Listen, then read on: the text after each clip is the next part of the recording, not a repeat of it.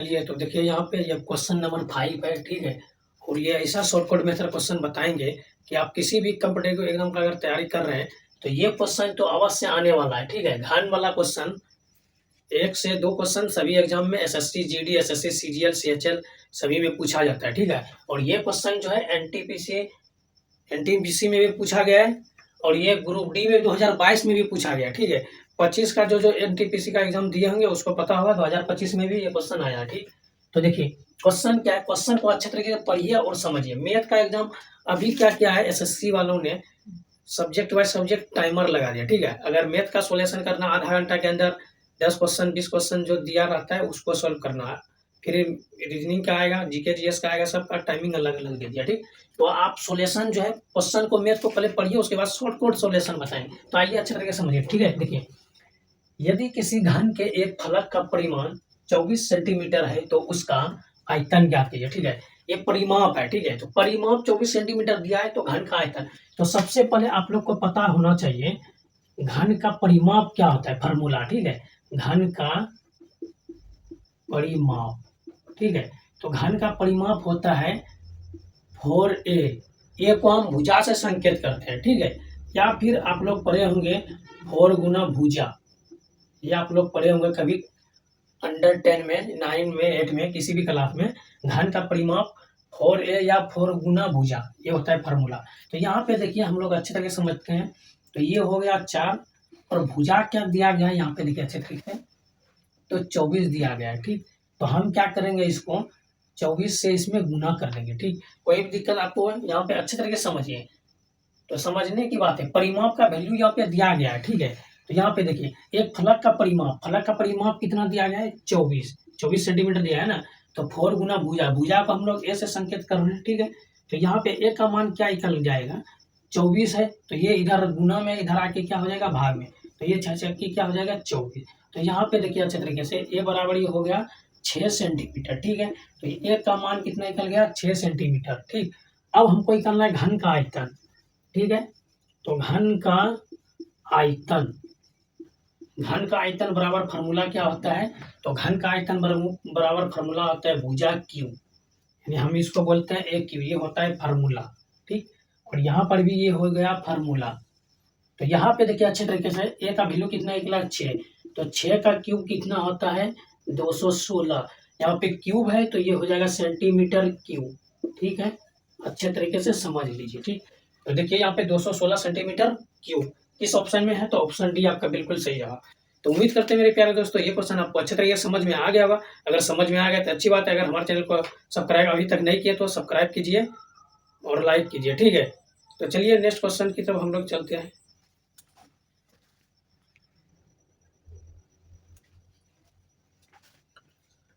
नमस्कार दोस्तों, मैं सनी हिंदुस्तानी आप सभी का ऑनलाइन क्लास एसके स्टडी में स्वागत करते हैं। तो आइए आज का जो प्रैक्टिस सेट है, प्रैक्टिस सेट 13 है। इससे पहले मैथ का पीवाईक्यू क्वेश्चन जो है चैप्टर वाइज चैप्टर भी करा दिए हैं। तो हमारे चैनल पे जाइए और अच्छे तरीके से देखिए, बिल्कुल बेसिक से बताए हैं। और आज जो बताने जा रहे हैं बिल्कुल पीवाईक्यू, एनटीपीसी और ग्रुप डी एलपी टेक्नीशियन सभी के लिए इंपॉर्टेंट है, ठीक है। तो आप लोग पूरा वीडियो देखिए और अच्छे तरीके से समझिए, बिल्कुल शॉर्टकट मेथड बताएंगे कि एग्जाम में आप सेकेंडों में भी सॉल्व कर सकते हैं, ठीक है। तो चलिए आइए अच्छे तरीके से देखिए और समझिए। देखिए क्वेश्चन क्या है, क्वेश्चन को देखिए और अच्छे तरीके से समझिए। क्वेश्चन है त्रिभुज एबीसी में यदि कोण ए बराबर 40 और कोण बी 70 हो तो y कोण ए का मान ज्ञात कीजिए, ठीक है। y मतलब क्या होता है, बाहर वाला कोण, ठीक है। तो यहाँ पे देखिए अच्छे तरीके से सोल्यूशन करके आप लोग को अच्छे तरीके से बेसिक से समझाएंगे। तो ये मान के चलिए ये हो गया आपका त्रिभुज, ठीक है।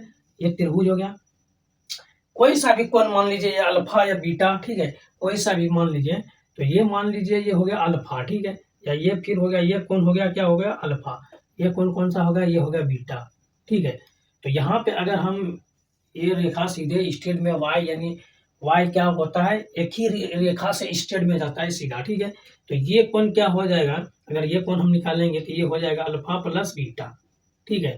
तो यहाँ पे अच्छे तरीके से समझने की बात क्या है, अगर ये कोण, ठीक है। तो यहाँ पे दूसरा त्रिभुज बना के अच्छे तरीके से समझा देते हैं आप लोग को, ठीक। अगर ये कोण देखिए यहाँ पे, ये कोण अगर ये 70 डिग्री है, ठीक है। तो ये कोण क्या हो जाएगा, 40 डिग्री, ठीक। तो ये हो जाएगा अल्फा ए रख दीजिए या फिर ये बी रख दीजिए बीटा, ठीक। तो ये हो जाएगा 40 डिग्री, ठीक है। तो हम क्या करेंगे, दोनों को हम प्लस करेंगे तो कितना हो जाएगा, अगर हम दोनों को प्लस करेंगे तो ये हो जाएगा 110 डिग्री, ठीक है।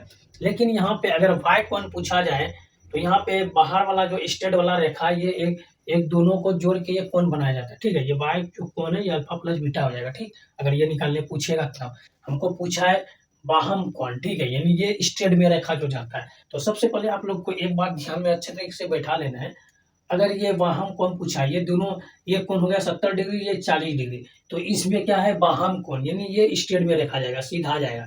तो ये कितना हो जाएगा, यहाँ से यहाँ तक ये कितना हो जाएगा। तो आपको हमेशा एक बात आप लोग को बता देते हैं, ठीक है।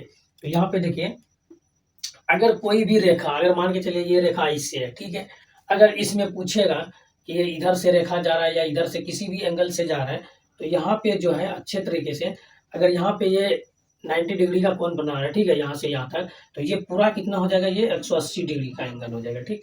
तो 180 डिग्री का जब होगा तो ये कितना हो जाएगा, ये 140 और ये 140, टोटल हो जाएगा 180। तो वही लॉजिक यहाँ पे ये जो है ये 140 हो जाएगा, ठीक है। यहाँ से यहाँ तक ये 140 हो जाएगा, बाकी इधर से लेंगे ये भी 140। तो यहाँ पे इसको हम क्या करेंगे, दोनों को हम प्लस कर देंगे, ठीक है। तो यहाँ पे अच्छे तरीके से समझिए, तो यहाँ पे अगर देखिए ये 140 हो गया, ये 140, ठीक। तो हमको यहाँ पे ये टोटल कितना हो जाता है, 180 डिग्री हो जाता है, ठीक। तो 180 डिग्री हो जाता है। तो यहाँ पे अगर यहाँ से यहाँ तक ये टोटल कितना हो जाता है, 360, सॉरी, यहाँ से यहाँ तक ये हो जाता है 360 डिग्री। तो ये हो गया 180, ये हो गया 180। अगर इन दोनों को हम प्लस करेंगे तो ये 180 डिग्री हो जाएगा यहाँ से यहाँ तक। तो ये जो वाम कोण है, क्या पूछा है, बाहम कोण ए का माप ज्ञात कीजिए। तो ये क्या हो जाएगा, ये 140 डिग्री हो जाएगा। तो यहाँ पे आपका राइट आंसर क्या हो जाएगा, 140 डिग्री राइट आंसर। तो यहाँ पे देखिए ऑप्शन सी में है और ऑप्शन सी आपका बिल्कुल सही जवाब है। तो उम्मीद करते हैं मेरे प्यारे दोस्तों ये क्वेश्चन आपको अच्छे तरीके से समझ में आ गया होगा। अगर कोई भी दिक्कत इस क्वेश्चन में है तो आप कमेंट कर सकते हैं, अदरवाइज चलते हैं फिर नेक्स्ट क्वेश्चन की तरफ।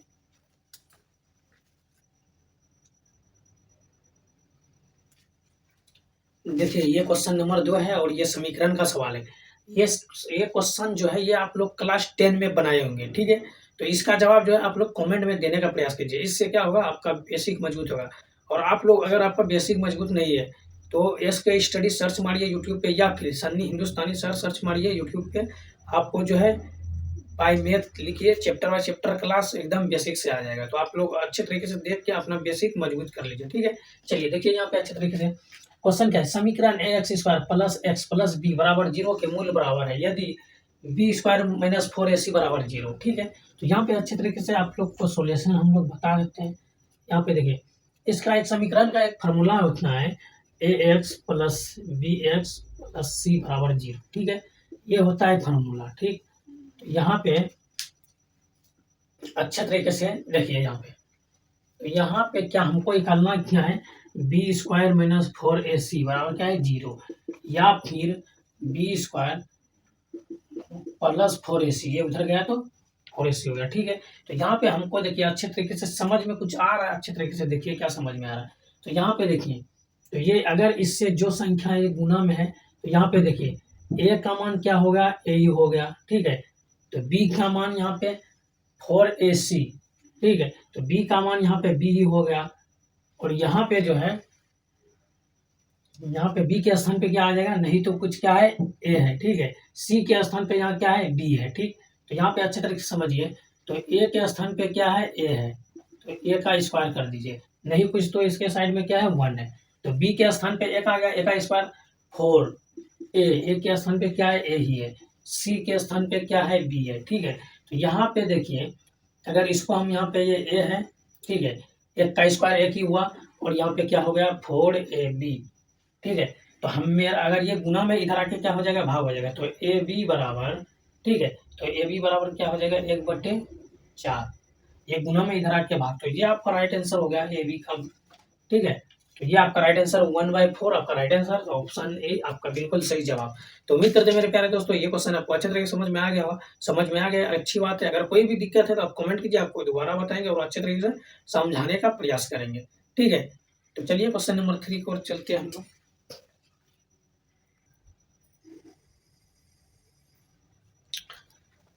आइए देखिए, ये क्वेश्चन नंबर 3 है और ये मोस्ट इंपॉर्टेंट सवाल है, ठीक है। आज जो है आप लोग को सिखाएंगे एचसीएफ और एलसीएम निकालने का शॉर्टकट मेथड, ठीक है। तो आइए देखिए अच्छे तरीके से, यदि दो संख्याओं का योग 430 है और उनका एचसीएफ 45 है तो निम्नलिखित में से कौन सा युग्म सही है, ठीक है। ये क्वेश्चन आप लोग क्लास 10 में बनाए होंगे, ठीक है। तो अगर आप लोग को याद होगा तो ऐसे सब क्वेश्चन को आप अच्छे तरीके, इसीलिए आप लोग को बोलते हैं अगर 9 और 10 में अच्छे तरीके से पढ़ लिए तो कॉम्पिटिटिव एग्जाम में थोड़ा आप लोग को आसान होगा बनाने में, ठीक है। तो इसीलिए आप लोग को फार्मूला याद रखना पड़ेगा, ठीक। तो यहाँ पे देखिए आप लोग क्या करते होंगे, पहली संख्या माना कि एलसीएम बराबर या फिर एलसीएम बराबर एचसीएफ बराबर पहली संख्या गुना दूसरी संख्या, ठीक है। एलसीएम या फिर एलसीएम गुना एचसीएफ बराबर पहली संख्या गुना दूसरी संख्या, ये फार्मूला यूज आप लोग करते होंगे।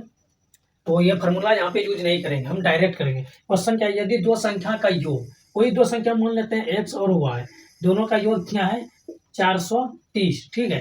तो यहाँ पे एचसीएफ क्या है 43। तो दो संख्या जो हम माने हैं दोनों को 43 से क्या करेंगे गुना कर देंगे, ठीक है। तो इसको क्या करेंगे हम 43 से क्या करेंगे इसमें गुना कर देंगे, ठीक। तो यहाँ पे देखिए एक्स प्लस वाई बराबर ये 430 है और ये 43 इधर गुना में, इधर आके क्या हो जाएगा भाग में, ठीक है। तो ये इसको आप कटाइए, ये 10 बार में कट जाएगा। तो ये एक्स प्लस वाई का वैल्यू कितना निकल गया 10, ठीक है।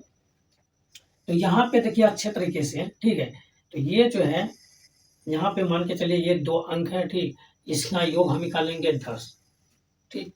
इसका योग हम क्या निकालेंगे 10 निकालेंगे, ठीक है। तो हम 10 तो निकालेंगे, लेकिन सबसे पहले हम क्या करेंगे, यहाँ पे 10 तो हमको निकालना है, लेकिन सबसे पहले क्या करेंगे अच्छे तरह से देखिए, योग करने के लिए पहला 1 हो सकता है और 9।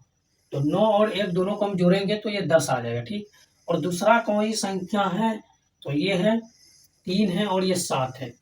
ये 7 और 3 को हम जोड़ेंगे तो ये कितना आ जाएगा 10 आ जाएगा, ठीक है। और कोई लॉजिक यहाँ पे देखिए कोई संख्या है नहीं है। अब इसको हम क्या करेंगे, ठीक है। तो यहाँ पे इसको जैसे समीकरण में हम लोग अगर मान के चलिए समीकरण को हम संतुलित करेंगे तो क्या करते थे, ऊपर वाले को ऊपर वाले, नीचे वाले को ऊपर वाले से गुना, ऊपर वाले को नीचे वाले से गुना। तो सेम लॉजिक यहाँ पे हम लोग यूज करेंगे, ठीक। तो यहाँ पे देखिए अच्छे तरीके से समझिए, पहले ये हो गया एक्स और ये क्या हो गया वाई। इसका एचसीएफ क्या है, एचसीएफ एच सी सॉरी यहाँ पे सी एफ बराबर क्या होगा 1 होगा, ठीक है। तो अच्छे तरीके से समझिए।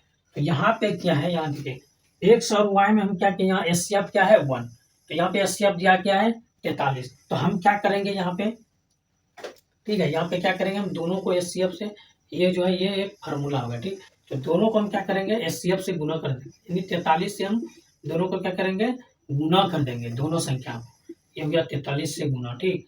तो अगर इसमें हम गुना कर रहे हैं तो ये कितना हो जाएगा 43 से, 43 को एक बार पढ़िए 43 हो जाएगा। फिर इसको देखिए 9 किया के 27 के साथ हासिल कितना बचा 2, फिर 9 चौके 36, 36 और तो कितना हो जाएगा 38। तो ये पहला यहाँ पे देखिए ये हो गया, और दूसरा यहाँ पे देखिए अब इसको गुना कीजिए, ये हो गया 3 तिया के 9, 4 तिया 12, ठीक। फिर यहाँ पे देखिए 7 21 की 1 हासिल कितना बचा 2, 7 तिया यहाँ पे देखिए 7 21 की हासिल 2, और फिर ये 7 चौके 28, 28 2 30। तो ये 2 आपका राइट आंसर आ गया, ठीक है। तो यहाँ पे देखिए जो आपका आंसर मिल रहा है वही आपका राइट आंसर हो गया, ठीक। तो यहाँ पे ये शॉर्टकट मेथड निकालने का ये आपका राइट आंसर हो गया 129 और 301। ऑप्शन बी आपका बिल्कुल सही जवाब है, ठीक है। तो देखिए उम्मीद करते हैं ये शॉर्टकट मेथड आपको अच्छे तरीके से समझ में आ गया होगा, नहीं तो ये लंबा प्रोसेस ले लेता। पहली संख्या गुना ये एचसीएफ निकालने का तरीका, पहली संख्या गुना दूसरी संख्या बराबर एलसीएम गुना एचसीएफ। तो एचसीएफ का वैल्यू रख देते यहाँ पे, उसके बाद जो है सोल्यूशन करते तो विस्तार रूप ले लेता, ठीक है। तो ये आपको शॉर्टकट मेथड आप लोग को बता दिए। तो उम्मीद करते हैं क्वेश्चन आपको अच्छे तरीके से समझ में आ गया, समझ में आ गया तो अच्छी बात है। चलिए फिर क्वेश्चन नंबर 4 की ओर चलते हैं।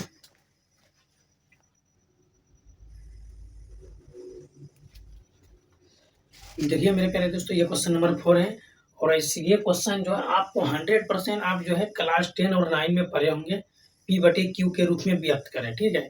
तो ऐसे सब क्वेश्चन को आप लोग बहुत क्लास 10 में तो ज़्यादा टाइम ले लिए होंगे, लेकिन ये कॉम्पिटिटिव एग्जाम में आपको ज़्यादा टाइम नहीं लेना है, सेकेंडों में सॉल्व करना है। तो आइए कैसे सॉल्व करना है देखिए यहाँ पे।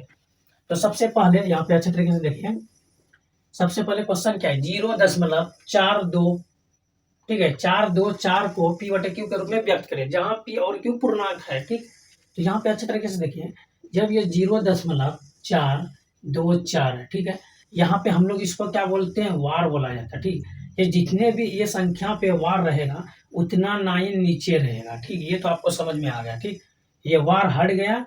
ठीक, ये अगर वार हट गया 2 संख्या पे है तो यहाँ पे डबल 9 हो जाएगा। ठीक, और क्या यहाँ पे लॉजिक लग रहा है? ठीक है, तो चलिए अच्छे तरीके से आप लोग समझिए। तो यहाँ पे ये जो वार है, यहाँ से अच्छे तरीके से समझा रहे हैं, ये जो वार है, ये वार हट गया तो ये हो जाएगा 0., ठीक है, 0.424। यहाँ पे देखिए अगर ये वार हट गया तो यहाँ पे डबल 9 आ जाएगा। अगर ये हटा देंगे तो डबल 9 आ जाएगा। ठीक है, तो यहाँ पे दशमलव के बाद कितना अंक है? 3 अंक है। यहाँ पे 2 ही अंक पूर रहा है, तो एक 0 अपने मन से बैठा देना और क्या करना है, इसको हटा देना। ठीक है, यहाँ का काम समाप्त। और क्या यहाँ पे देखिए 2 अंक पे वार है, बाकी इधर 1 अंक अकेला बच गया। जितना भी अंक अकेला बचेगा उसको इसमें माइनस कर देंगे। ठीक है, तो ये कितना हो जाएगा? ये 420 आ जाएगा। ठीक, 420 और बटेगा कितना आ जाएगा? 990। तो ये 0 से 0 कैंसिल हो गया। ये अगर हाँ आप लोग कटाना चाहते हैं, ये 14 से कट जाएगा, 14 तिया के 42 और 33 तिया के 99। ठीक है, तो ये हो जाएगा 14/33। ये आपका राइट आंसर हो जाएगा। तो उम्मीद करते हैं ये क्वेश्चन ऑप्शन सी आपका बिल्कुल, सॉरी ऑप्शन ए आपका बिल्कुल सही जवाब है। तो उम्मीद करते हैं ये क्वेश्चन आपको समझ में आ गया होगा। समझ में आ गया तो अच्छी बात है। कोई भी दिक्कत है इस क्वेश्चन में आप कमेंट कीजिए। तो चलिए क्वेश्चन नंबर 5 की ओर चलते हैं।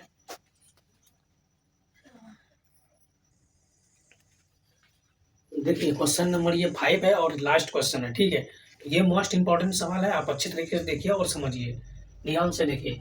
ये क्वेश्चन जो है ये भी ग्रुप डी 2022 में पूछा गया क्वेश्चन, लेकिन ये क्वेश्चन एसएससी में भी पूछा जाता है और सीजीएल में भी, एसएससी जीडी में भी, एनटीपीसी में भी, किसी भी एग्जाम में ऐसे ऐसा क्वेश्चन पूछा जाता है। यदि किसी घन के एक फलक का परिमाप, ठीक है, 24 सेंटीमीटर है तो उसका आयतन ज्ञात कीजिए। तो सबसे पहले यहाँ पे देखिए, सॉल्यूशन कीजिए। घन का परिमाप, ठीक है, तो घन का परिमाप क्या होता है मालूम है? 4a। तो 4a होता है। ठीक है, तो यहाँ पे घन का परिमाप दिया कितना है? 24 सेंटीमीटर, और 24 सेंटीमीटर यहाँ पे दिया है और ये हो गया 4a। तो a का मान अगर हम निकालते हैं तो 24/4 हो गया, 6 चौके 24, a का वैल्यू कितना हो गया? 6। ठीक है, ये 6 सेंटीमीटर हो गया। ठीक, यहाँ तक तो क्लियर है। अब पूछा है उसका आयतन, यानी आयतन किसका? घन का आयतन। तो घन का आयतन, घन का आयतन क्या होता है? ए क्यू, यानी भुजा क्यू। आयतन निकालने के लिए क्यू और क्षेत्रफल निकालने के लिए स्क्वायर। ठीक है, तो यहाँ पे देखिए अच्छे तरीके से समझिए। तो यहाँ पे ए का मान कितना है? 6। तो 6 का क्यू, तो ये हो गया 216 सेंटीमीटर क्यूब। ये आपका बिल्कुल राइट आंसर। ठीक है, तो ऑप्शन डी आपका बिल्कुल सही जवाब। तो उम्मीद करते हैं मेरे प्यारे दोस्तों ये क्वेश्चन आपको अच्छे तरीके से समझ में आ गया होगा। तो आज का क्लास आप लोग को कैसा लगा, आप लोग कमेंट में अवश्य राय दीजिए। ठीक है, कमेंट अवश्य कीजिए। अगर अच्छा लगा तो अच्छी बात है। कोई भी क्वेश्चन में आपको डाउट कुछ भी लग रहा है आप कमेंट कीजिए। अभी तक हमारे चैनल को अगर सब्सक्राइब नहीं किए तो सब्सक्राइब कर लीजिए, क्योंकि ऐसे ऐसे आप वीडियो हम लोग डेली लाते रहते हैं जो सभी कॉम्पिटिटिव एग्जाम के लिए इंपॉर्टेंट है और आप लोग के लिए भी इंपॉर्टेंट है। ठीक है, तो मिलते हैं नेक्स्ट वीडियो में, तब तक के लिए जय हिंद, जय भारत।